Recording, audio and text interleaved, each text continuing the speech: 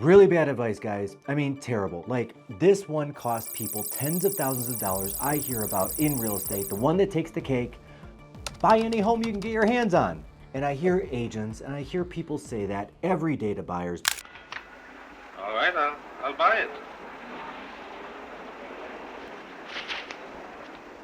My, but you're a tough guy. Not tough. Just mercenary. But the reality is, searching for a home can be daunting, especially in our low inventory, high interest rate market like right now.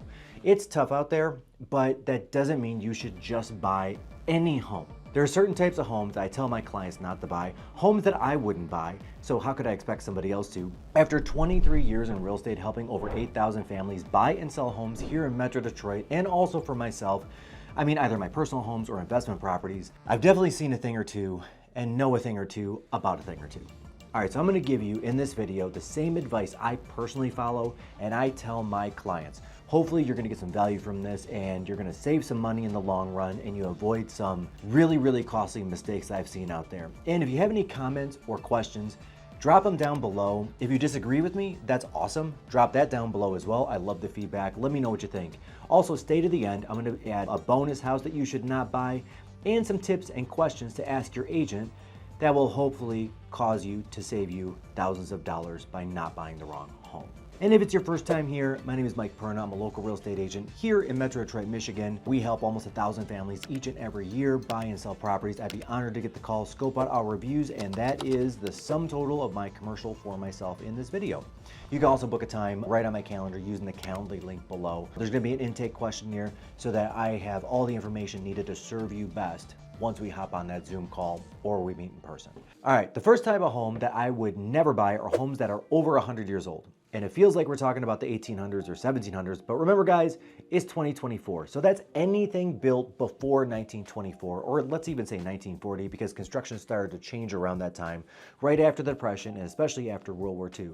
Now to be clear, like I love old homes, scope out the charm of like Northville's Historic District, downtown Rochester, and other areas like that. That one spot in downtown Rochester has really been maintained very well, but still, it's costly. I love the craftsmanship, I love the architecture, I love all the unique features, but I wouldn't buy one. And for the most part, these older homes in the right area, mind you, they have been renovated, some of them right, some of them not. They've had multiple owners over the last 100+ years. There are certain things in these old homes that you know could be potential problems, and first and foremost, I gotta start out with the big one, is the plumbing and the electrical. Now, plumbing in these old homes had lead pipes, and I'm sure over the years and over the multiple owners that they've replaced the pipes, maybe not all of the pipes, maybe some of the pipes, and some of them might not have had pipes replaced at all. And I've seen that, but the problem you've got with lead pipes is you're gonna have to replace all the plumbing, all the pipes in the house. And you know, I'm sure you're thinking right now in your head, now that's just dollar signs as soon as I say replacing plumbing. That cost is in fact higher than I even thought. So I saw a quote during an inspection about 10 years ago for a home about 2,500 square feet. That quote for replacing the plumbing came out in the $25,000 range. And we know with costs and inflation, that quote has only gone up in price. I would wager, I guess, that quote is easily double what it was 10 years ago. Now let's talk about the electrical. So back in the day when these homes were built, you know, they had what's called knob and tube wiring. Now my father's a master electrician and he frankly just doesn't want to work on them. Not only is it harder to work on because of what he would need to change or fix or maintain or replace, the work and also finding some of these old parts, he's repeatedly telling me, like when he gets called out to these houses, that he feels like he's ripping people off even though he charges below market rates. Now I'm sure over the years, a lot of it has been replaced, and my God, I hope it's been replaced. If somebody's still using knob and tube wiring, that's a problem. The potential issue here is actually in the wiring itself and how it was created. Knob and tube wiring has a much thinner coat of insulation around it than wiring produced in the 60s and the 70s. It was only built to withstand around 60 to 70 years of use. Today's standard wiring must last a minimum, this is a legal requirement, of 100 years, which is part of why it's so much thicker. Old knob and tube wiring is in fact a fire hazard, and that's not all. Let's talk about asbestos. Asbestos was used to insulate things like hot water heater pipes to protect them from touching the wood in homes and potentially causing a fire. And there's also asbestos floor tiles, and people would DIY asbestos wrap around air returns and outflow on old furnaces. If you want to get rid of that stuff, I'm going to tell you right now, it's expensive. It's going to cost a pretty penny. So asbestos is a carcinogen, meaning it's a cancer-causing agent when it gets broken up and goes into the air. So you really have to hire a true environmental professional who's properly licensed to encapsulate and then remove the asbestos to do it safely. So think about it like this. Every time you hear the word environmental, the bill doubles. Another issue with these old homes is that there can be some unsafe features in the homes, and sometimes these homes have a little too much charm. And by that I mean they can have things like a laundry chute or a dumbwaiter or really steep staircases or low ceilings or non-working fireplaces that can be a fire hazard. So yeah, if you have kids, these could be like serious safety issues. If you're a young family with kids, a lot of these homes in my mind are an automatic pass. Some of that stuff is cool, but larger laundry chutes, I mean, a kid could easily tumble down there and get stuck, or my God, something worse can happen, God forbid. You could pick up what and put down. So mind you, I'm in that generation that drank from the fire hose and played outside until the lights came on without any adult supervision, and I wouldn't do it. I wouldn't buy that home. So if you're liking what you're seeing so far, hit the subscribe button. We drop videos every week intended to help you and your family make the best home purchase decisions possible. Also hit the like button so this video can help and reach more people. All right, next up, homes in floodplains. Now this is different from low spots. You actually see that flood often. These are like, duh, of course I wouldn't buy a home there. I'm talking about pulling out or pulling up the FEMA map and seeing if the home is in the 100 or 500 year floodplain. This means the home will flood on average once every 100 years or once every 500 years. So the odds of it not flooding are good, right? So that's not even what the true financial impact is. If your home is in either and you have a mortgage, which most people do, you're going to be required to carry flood insurance. Here in Michigan, your average flood insurance is $1,300 extra per year, and I've seen it go as high as $6,000 a year. Now, the average cost of flood insurance in the United States, you're looking a little closer to $800 to $900 a year, still a lot of money. So to be clear, as remote as it is that there's a risk, that the risk is that the house is going to flood, even if the homeowner tells you, oh, it's the 500-year floodplain, we've never had water damage, doesn't mean it's not going to happen to you. There is no guarantee. And I get it if you love the house, you need the house, and whatever. I personally would be running away from a house that's in a flood zone. So right now, the average owner is spending just shy of 14 years in a house. I want you to know this. At the Michigan average, you're going to be coming out of pocket with an additional $18,000 that you're spending to own this home over one, probably a few blocks over this, not in a floodplain. Oh, one thing the insurance guys don't tell you, they don't actually say this, the flood insurance only covers structure issues only. So if you've got a computer or a TV or AV equipment or family albums or whatever you have stored in the basement, that's extra, boss. That's an extra cost you got to go with to make sure that those things are covered and protected should the home flood. I wouldn't do it. I would never buy it. Skip the homes on a floodplain. The next home that I would take a pass on are homes with underground oil tanks. Now, this is for our clients looking at places like Brandon Township or Holly or Armada or the other side of Brighton or the other side of Ann Arbor. These things become more common out that way. And I'll go so far as to even say homes with decommissioned oil tanks. Decommissioned sounds safe, right? You've got to check with your individual state and individual townships to see what the regulations are as far as what's required to decommission a tank. Basically what it is you remove all the oil from the tank and you replace it with sand. Homeowners should be following proper protocol with their town or local municipality to get the proper permits, follow the right process, and have the town come out, inspect it, and at that time, they'll also do a soil test to make sure there's no oil that's leaked into the ground. Here are the two whys why I'm gonna pass on this house. A lot of those same homes are on well water, and a lot of them have very shallow wells. Eventually, contamination could or did, and I'm not saying that did, but it could, especially with a tank with a slow leak over a couple of decades, get into that water and contaminate that water supply, especially with older tanks. The second reason is whatever sample test they took, they could have missed the spot that was contaminated. I've seen that happen before. You never know. Now, if it is contaminated, and thankfully I've not had a client that's had to deal with this, so I had to call a couple companies for research for this video that have seen contaminated soil, light remediations, and the guy said this on the phone, literally said these words on the phone to me, come in as little as $50,000, but more often it's $250,000 to $300,000 to remediate the soil when it's contaminated.